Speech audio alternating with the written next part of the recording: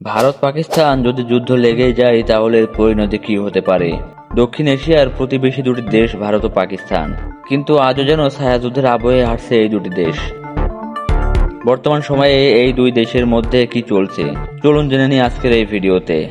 ভারত ও পাকিস্তানের রাজনৈতিক সম্পর্ক আজও হয়ে গেছে জটিল ও সংবেদনশীল। বর্তমানে জম্মু কাশ্মীরের একটি পর্যটন স্থলে সাধারণ মানুষের উপর ঘটা সন্ত্রাসী হামলাকে কেন্দ্র করে আবারও মুখোমুখি ভারত ও পাকিস্তান। সন্ত্রাসী হামলার ওই ঘটনায় পাকিস্তানকে দায়ী করছে ভারত। অন্যদিকে পাকিস্তান এই অভিযোগ পুরোপুরিভাবে অস্বীকার করছে। ইতিমধ্যে এই সিন্ধু নদের পানি প্রবাহ বন্ধ করে দিয়েছে ভারত।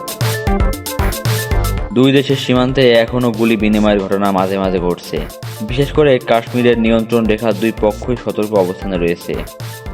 বড় আকারের যুদ্ধ না হলেও ছোট ছোট সংঘর্ষ দুই দেশের সম্পর্ককে টান টান উত্তেজনার মধ্যে রেখেছে। সম্প্রতি দুই দেশের সেনাবাহিনী সিজফায়ার মেনে চলার প্রতিশ্রুতি দিলেও পরিস্থিতি সবসময় খারাপের দিকে যাচ্ছে। দুদেশের পাল্টাপাল্টি এমন অবস্থানে উত্তপ্ত হয়ে উঠেছে পরিস্থিতি। অর্থনীতির দিক থেকে দুই দেশের মধ্যে সম্পর্ক খুবই দুর্বল। ভারত এখন বিশ্বের অন্যতম দ্রুত বর্ধনশীল অর্থনীতি, অন্যদিকে পাকিস্তান অর্থনৈতিক সংকটের মুখে পড়েছে। ঋণ, মুদ্রাস্ফীতি এবং বৈদেশিক মুদ্রার ঘাটতি দেশটিকে কঠিন পরিস্থিতিতে ফেলেছে।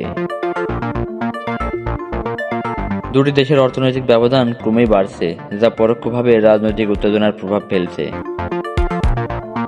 বিশ্লেষকরা বলছেন, ভারত ও পাকিস্তানের মধ্যে যুদ্ধ হলে তার পরিণতি হবে ভয়াবহ। এই যুদ্ধ দুটি দেশকেই পঙ্গু করে দেবে।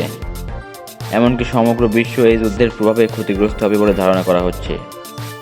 আপনার কি মনে হয় ভারত পাকিস্তানের পরিস্থিতি কোন দিকে যেতে পারে? কমেন্ট করে আপনার মতামত জানান।